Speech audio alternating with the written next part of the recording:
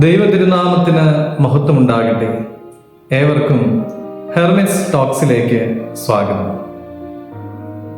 ഇന്ന് സ്ലീബ പെരുന്നാളിന് ശേഷം വരുന്ന 4ാമത്തെ ഞായറാഴ്ച.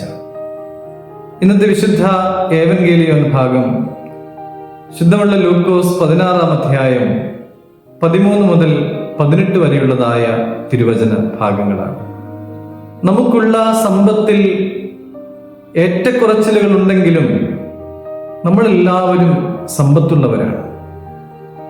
എന്നാൽ നമുക്കുള്ള ഈ സമ്പത്തിൻ്റെ ഉടമസ്ഥാവകാശം സ്ഥിരമായി നമുക്ക് തന്നെ ആയിരിക്കുമോ? ഒരിക്കലുമല്ല. നമ്മൾ ഈ സമ്പത്തിൻ്റെ കാര്യവിചാരകന്മാർ മാത്രമാണ്. അതുകൊണ്ട് തന്നെ ഈ സമ്പത്തിന്റെ കാര്യവിചാരകത്വത്തിന്റെ കണക്ക് നാം എല്ലാവരും ബോധിപ്പിക്കേണ്ടതായി വരും. ഈ ഒരു ബോധ്യം നമുക്കുണ്ടോ എന്ന് നാം ചിന്തിക്കേണ്ടിയിരിക്കുന്നു. നമ്മിൽ പലരും പണത്തിന് അല്ലെങ്കിൽ ദ്രവ്യത്തിന് ഒത്തിരിയേറെ പ്രാധാന്യം കൊടുക്കുന്നവരാണ്.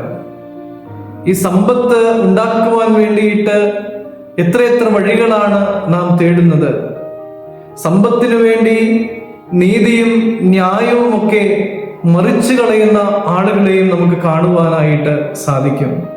വചനം പറയുന്നുണ്ട്, ദൈവത്തെയും ദ്രവ്യത്തെയും ഒരുപോലെ സേവിക്കുവാനായിട്ട് കഴിയുകയില്ല എന്ന്. ദ്രവ്യത്തെ സ്നേഹിക്കുന്നവരുടെ മനസ്സിനെ ഭരിക്കുന്നത് എന്തായിരിക്കും? ദ്രവ്യം കൊണ്ട് ഈ ലോകത്തിലുള്ള സകലതും നേടിയെടുക്കാമെന്നുള്ള ഒരു ചിന്തയായിരിക്കും അങ്ങനെയുള്ളവരെയൊക്കെ ഭരിക്കുക. ഈ ലോകത്തിലുള്ള സകലതും നമുക്ക് നേടിയെടുക്കുവാനായിട്ട് സാധിക്കും. എന്നാൽ ജീവനെ നേടുവാനായിട്ട് സാധിക്കുമോ? നിന്റെ വസ്തുവകയല്ല നിന്റെ ജീവന് ആധാരം എന്ന് ദൈവത്തിന്റെ വചനം നമ്മോട് പറയുന്നുണ്ട്. പ്രിയമുള്ളവരെ, സന്തോഷം നേടിയെടുക്കുവാനായിട്ട്, സമാധാനം അനുഭവിക്കുവാനായിട്ട് ഈ സമ്പത്ത് കൊണ്ട് സാധിക്കുമോ?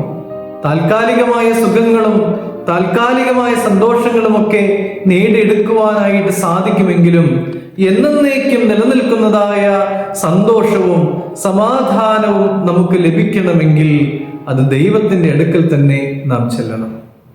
പ്രിയമുള്ളവരെ, ദ്രവ്യത്തിനു വേണ്ടി വിശ്വാസത്തെ ഉപേക്ഷിച്ച് വിഗ്രഹാരാധനയ്ക്ക് പിന്നാലെ നാം അറിഞ്ഞോ അറിയാതെയോ പോയിട്ടുണ്ട് എങ്കിൽ അതിൽ നിന്നൊക്കെയും മനം തിരിഞ്ഞു വരുവാനായിട്ട് ഇടയാകണം. ദൈവത്തിൽ ആശ്രയം വയ്ക്കുവാൻ സാധിക്കണം. അതിനുള്ള ഭാഗ്യമുണ്ടാകട്ടെ. ദൈവം അനുഗ്രഹിക്കട്ടെ.